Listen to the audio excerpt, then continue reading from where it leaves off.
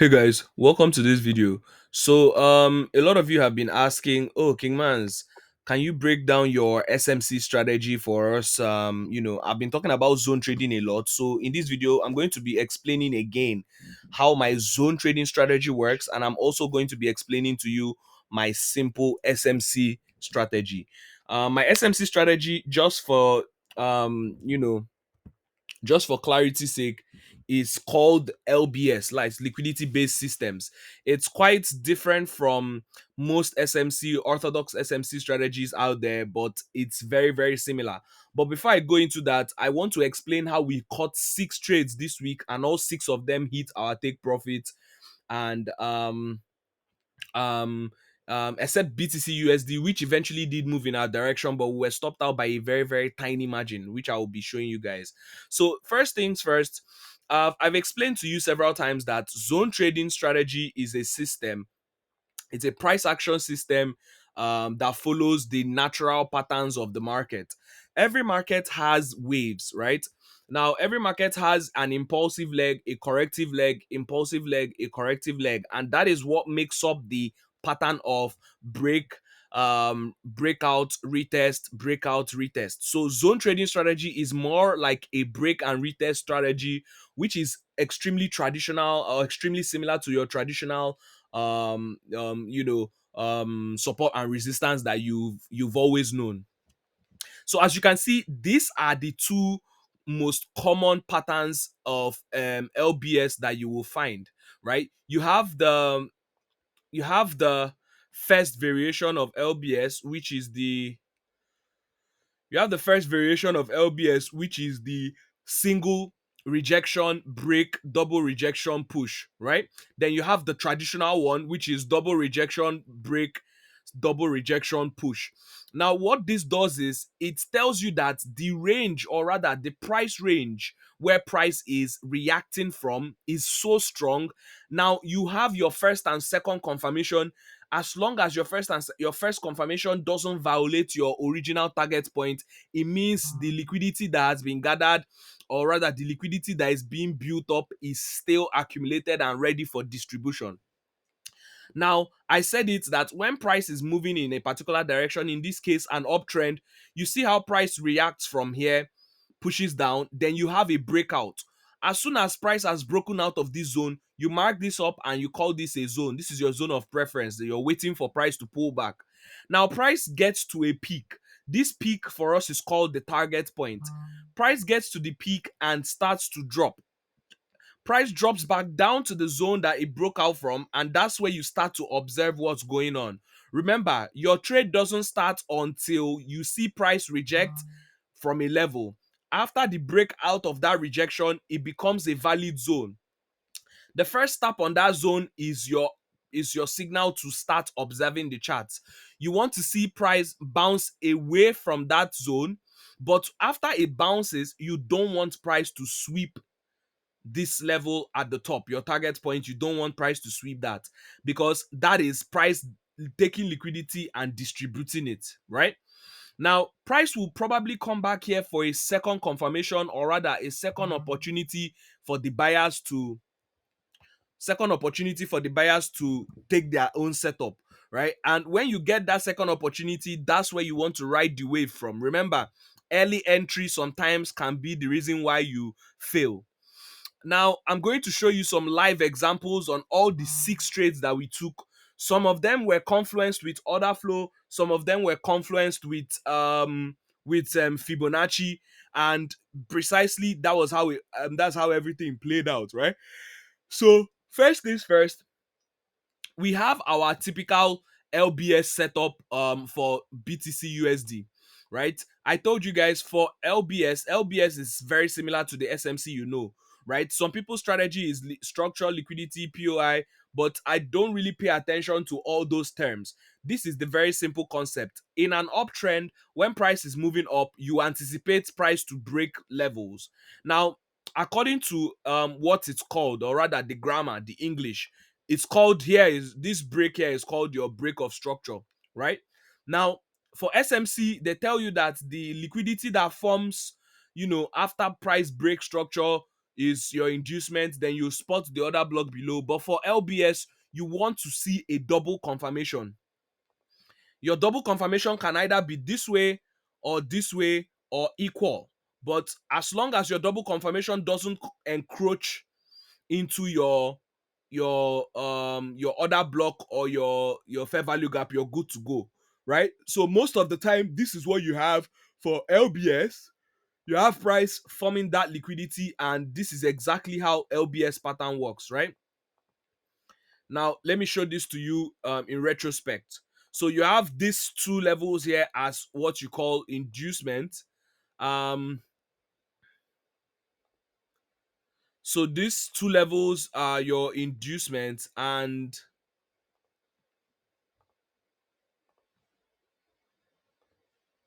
so this is how LBS works, right? So you have price sweeping that level of liquidity. This is your order block.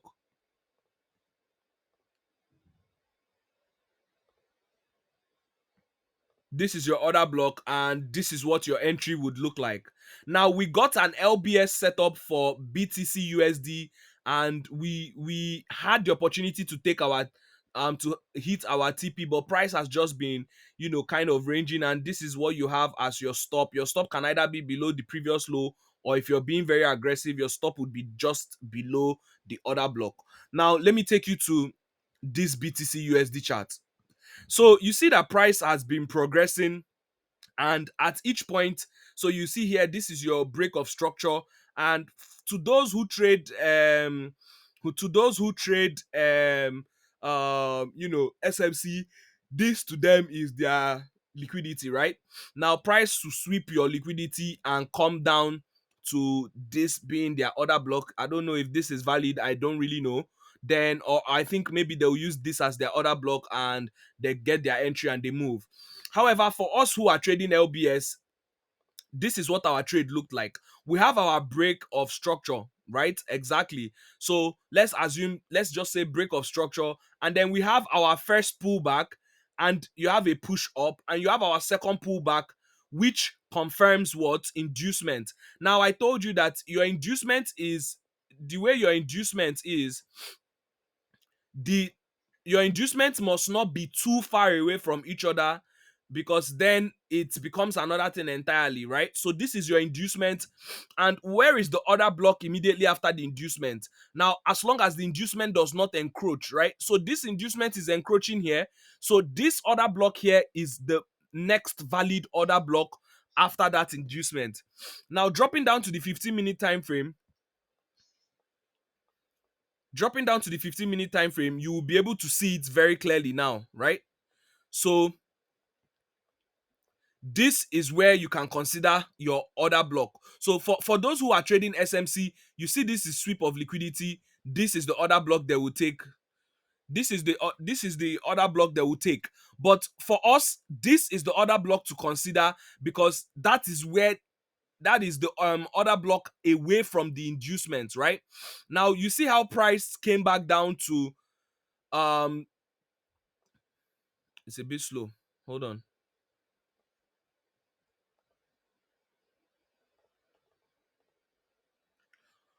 Now you see how price came back down to this order block to take the trade, and you see how we marked it up. Our markup was done on the 1 hour time frame, but I'm just trying to say, if I had an opportunity to enter this better, or let me just finish it up for you on the 1 hour time frame, so you don't really get confused. And so because some of the things I'm saying here now for this LBS are just purely based on my experiences, right? The network is so bad that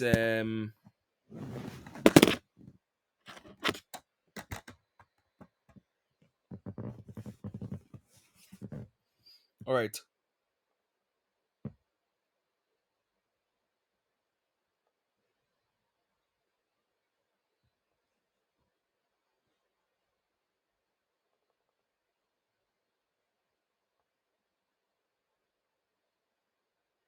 I think I need a new MacBook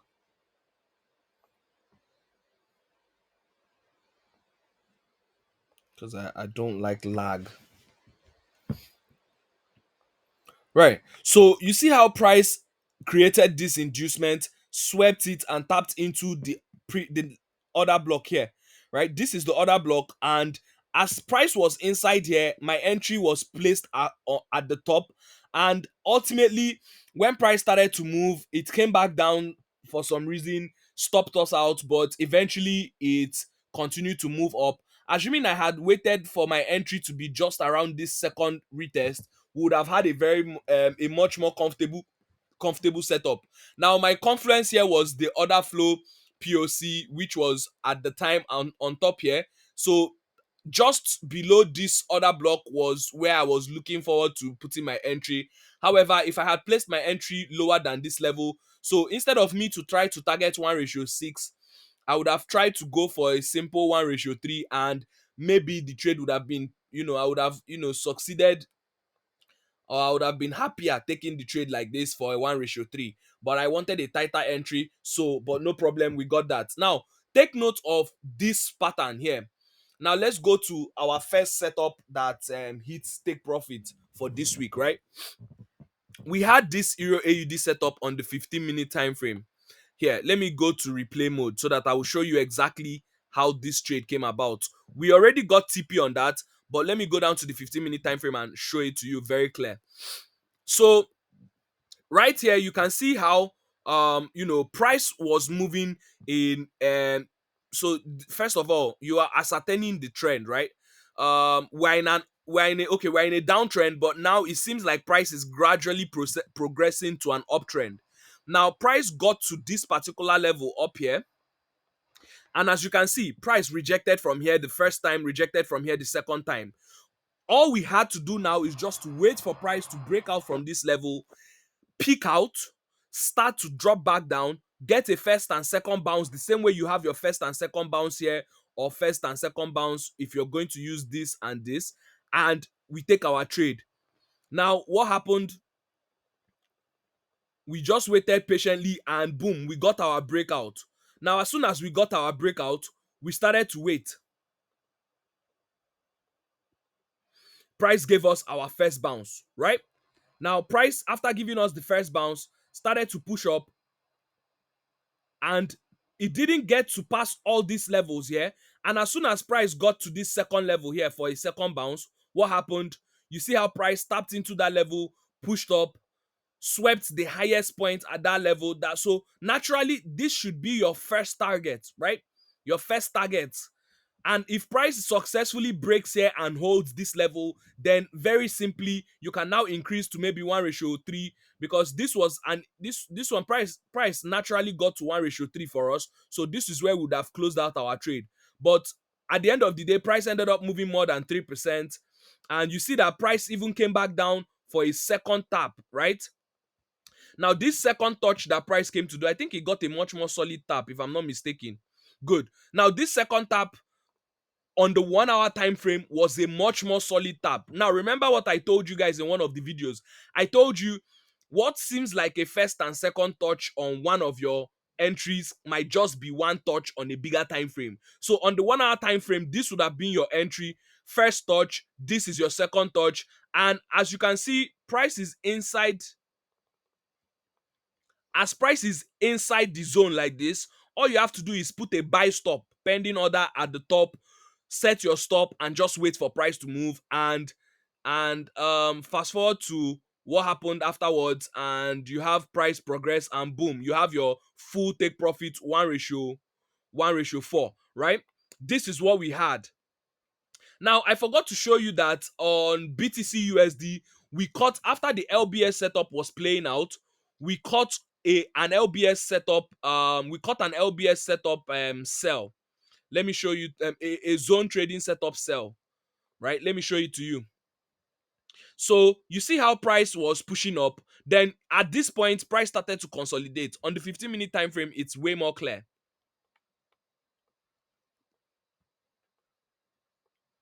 Good. So now, just look at that, right? So you have price entering into a kind of range after creating this inducement, right?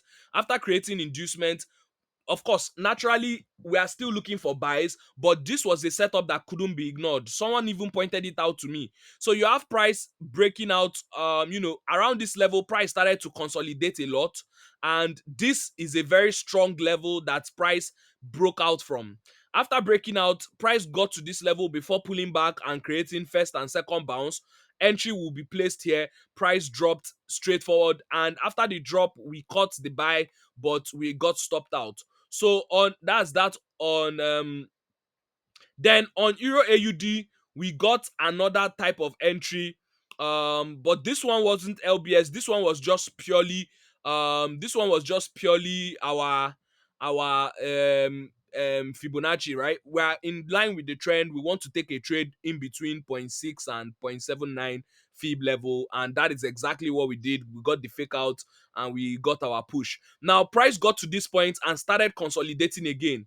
This consolidation led to a bearish breakout. So you mark here as your target point, and you have price pulling back, first bounce, second bounce, right?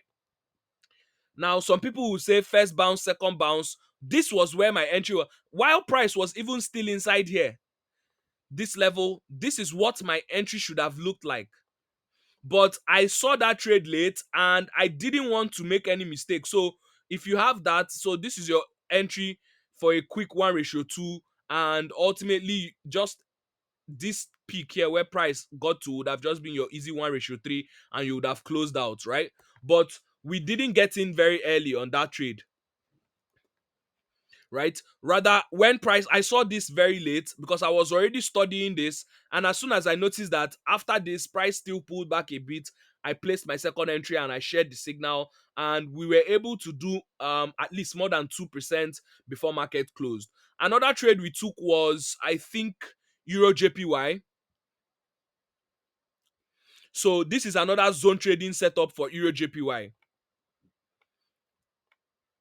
right? So you have, now remember in the first image I showed you, we had first variation and second variation. This is an example of the first variation, right? You have one bounce with a breakout to peak at this level. You have your first bounce, second bounce, boom, 1:5. This one was so quick and easy. Everybody loved this when I shared the trade. And basically, you don't need to do too much. Yes, I understand that the setups don't come all the time. I also want to show you another LBS setup that we caught during the week, right? I understand that all setups, zone trading doesn't occur all the time, LBS doesn't occur all the time, but less is more. Less is more. If every trader in Nigeria imbibes the culture of less is more, everybody will be a lot more profitable, a lot more fulfilled, and a lot more happy. Take a look at this LBS setup. You have price progressing, you have price pushing out. Now, some people will say this is inducement for smart money. Yes, sure, no problem. But for us, we want to see our double bottom inducement formation. The double bottom formed just above the order block, and immediately your price is inside the order block. You plot your entry. Some of you can use a limit order and put this, but if you're using limit order, you have to be passive with your stops. So if you're using a limit order, there is no concern with you being so aggressive. As you can see, we have this price sweep inducement, tap into the order block, and we have our quick 3%. 3% on more than 6 different setups this week makes it one of the most profitable weeks I've had, back to back. And there's something about timing also. There are specific times in each month that you will find certain types of setups that are guaranteed to play out, especially zone trading, right? Zone trading is so scarce. You might find a setup twice or 3 times or even 4 times in a full month, but those 4 trades, sometimes they will all be profitable, sometimes you lose only one, and sometimes you barely, as a matter of fact, for zone trading, you have trades that leave you and not tap you in because of your pending order, rather than trades that invalidate your setup. If a trade invalidates your setup, it's either going back into a range or the trend is changing. Anyway, I hope you guys enjoyed this video. Tell me in the comment section what exactly you want me to explain to you next, and I will do just that. I hope to see you on the next one. It's your one and only King Mans. Bye bye.